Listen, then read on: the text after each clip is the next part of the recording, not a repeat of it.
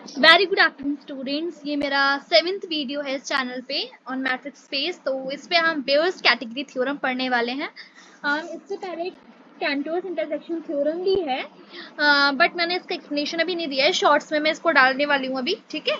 अगर इसका एक्सप्लेनेशन चाहिए हो तो आप मुझे कॉमेंट्स में बता सकते हैं, ओके। तो let's start from Baire's category theorem. तो सबसे पहले we should know what is first category and what is second category, ठीक है। तो फर्स्ट कैटेगरी कब होता है? जब हम उसको यूनियन में लिखते हैं countable family of nowhere dense set. अगर हम उसको यूनियन में लिख पा रहे हैं countable family of nowhere dense set की, तो हाँ it is a first category. And second category कब होगी? जब उसको हम ऐसा नहीं लिख पाएंगे, ठीक है। तो अगर कोई भी सबसेट मैट्रिक्स स्पेस का फर्स्ट कैटेगरी तब कहलाएगा जब it can be written as an union of countable family of nowhere dense set. अब okay, for this video you should know what is nowhere dense set, what is dense set, ठीक है, what is nested sequence, what is Cantor's intersection theorem। तो ये सब पता होगा तभी आप इसको ढंग से कर पाएंगे, ओके ओके। उसके बाद मैं बताने वाली हूँ नेक्स्ट बेयर्स कैटेगरी थ्योरम। तो बेयर्स कैटेगरी थ्योरम का जो स्टेटमेंट है वो ये है कि एवरी कंप्लीट मैट्रिक्स स्पेस, इस पर मैंने वीडियो बना दिया है कि what is complete metric space, तो आप वो वीडियो चेक कर सकते हैं। तो every complete metric space is of second category as a subset of itself. तो जो हर कंप्लीट मैट्रिक्स स्पेस होगा वो सेकंड कैटेगरी का होगा। ये हमको बेयर्स कैटेगरी थ्योरम, बेयर्स भी बोल सकते हैं इसको क्योंकि बेयर ने दी थी ये थ्योरम, ओके। तो हर कंप्लीट मैट्रिक स्पेस जो है वो सेकंड कैटेगरी का होगा। सेकंड कैटेगरी का मतलब it can not be written as a union of countable family of nowhere dense set. I hope इतना क्लियर हो गया होगा। तो पहले जो गिवन है, मतलब ये तो हमने लिख रखा है ना, every complete metric space is of second category subset of itself. It means हम क्या लेके चलेंगे कि ये कंप्लीट मैट्रिक स्पेस है and then what we have to prove, we have to prove that it is of second category. I hope इतना clear हो गया होगा। तो चलो कॉन्ट्रडिक्शन से चलते हैं, इसको लेके चलते हैं like it is a first category and उसको हम दिखाएंगे बाद में कि नहीं फर्स्ट कैटेगरी तो नहीं आ रहा है, then we will see that then it is a second category. तो x comma d be a complete matrix space, then we have to show it is of second category। तो if possible let x is not of second category, हम ये लेके चलें कि भाई वो second category का है ही नहीं। सेकंड कैटेगरी का नहीं है तो भाई किसका होगा? फर्स्ट कैटेगरी का होगा। फर्स्ट कैटेगरी का ये था that it can be written as a union of countable family of nowhere dense set. तो फर्स्ट कैटेगरी का है तो X is written as, X can be written as लिख सकते हैं यहाँ पे, है ना, X can be written as union of countable family of nowhere dense set. I hope इतना क्लियर हो गया होगा। आप नोवेयर डेंस सेट की फैमिली में लिख पा रहे हैं, तो उस फैमिली को जो हमारी है उस फैमिली को मैंने ऐसे सीक्वेंस बोल दिया है, फैमिली को रिप्रेजेंट कर दिया सीक्वेंस ए एन। इतना क्लियर हो गया होगा। अब नोवेयर डेंस सेट है तो A1 A2 A3 A4 सारे के सारे नॉन डेंस होंगे, है ना।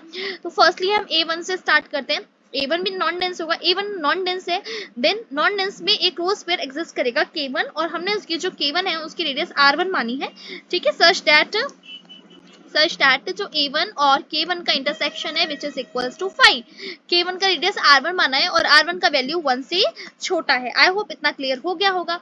अब क्लोज स्फीयर माना है तो let S1 be a open sphere, ठीक है।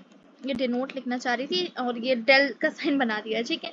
तो let S1 denotes open sphere having same centre same radius. दिक्कत मतलब इसमें बस ये है, चेंज यही है कि यहाँ पे हमने क्लोज स्फीयर लिया है K1 को और S1 से हमने ओपन स्फीयर डिनोट करा है, रेडियस R1 ही है और सेंटर उसका सेम ही है K1 की तरह, ठीक है। तो अब जो S1 ओपन स्फीयर था इसके अंदर मैंने क्लोज स्फीयर फाइंड करा है। तो in S1 we find a close sphere K2। जैसे फर्स्टली हमने क्लोज स्फीयर K1 लिया है such that K1 intersection A1 is equals to 5, ठीक है। अब मैंने स्फीयर कौन सा लिया है? K2 लिया है such that K2 intersection A2 is equals to 5। अब इसका रेडियस चेंज होगा, K2 का रेडियस R2 हो जाएगा और R2 की वैल्यू 1/2 से छोटी। इसी मैनर में हम अब एक नेस्टेड सीक्वेंस बना लेंगे because K1 K2 K3 K4 Kn तक ये लाइन चलती रहेगी।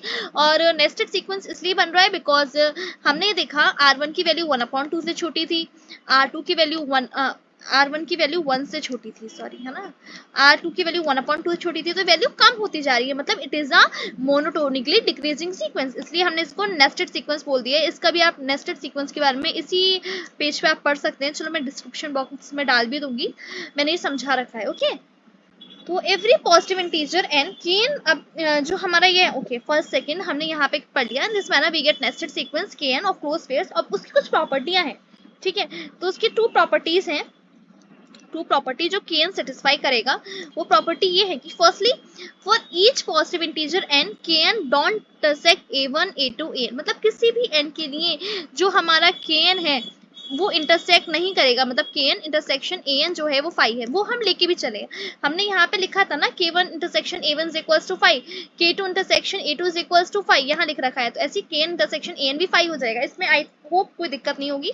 एंड k1 ये x नहीं है, आई होप क्लियर दिख जाए आप लोगों को, ठीक है, k1 ओके। अब रेडियस क्या होगी, radius of k1 tends to 0, radius k1 की हमेशा 0 हो जाएगी जब जब n इंफिनिटी जाएगा, kn tends to 0, n tends to kn होना चाहिए यहाँ पे, है ना, kn 0 जाएगा जैसे जैसे n इंफिनिटी जाएगा। ये दो प्रॉपर्टी सेटिस्फाई करने वाला है हमारा सीक्वेंस kn, ठीक है। अब x हमारा कंप्लीट है, ओके, एंड ये हमने नॉन जो हमने ये जो सेट लिया था वो कौन सा लिया था, नॉन एम्प्टी सबसेट लिया था एक्स का, और नेस्टेड सीक्वेंस ये बना रहा है, और K N tends to 0 as N tends to infinity हो रहा है, एक्स भी कंप्लीट है। तो ये जो हमारा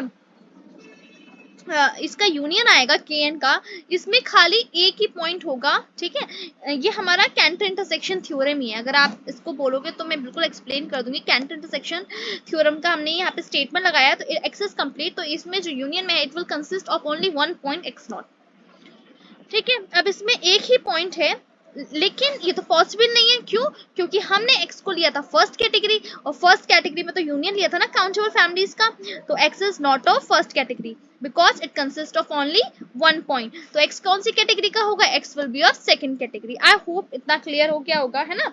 एंड इसको हमने मतलब बहुत अलग अलग वे से भी इसका स्टेटमेंट लिख सकते हैं आप, वैसे इतना जानने की ज़रूरत नहीं है बिकॉज एग्जाम में यूनिवर्सिटीज़ में डायरेक्ट पूछा जाता है what is bears category theorem, और उसका स्टेटमेंट इन प्रूफ हमको करना होता है। तो आई होप ये क्लियर हो गया होगा। Thank you for watching this video.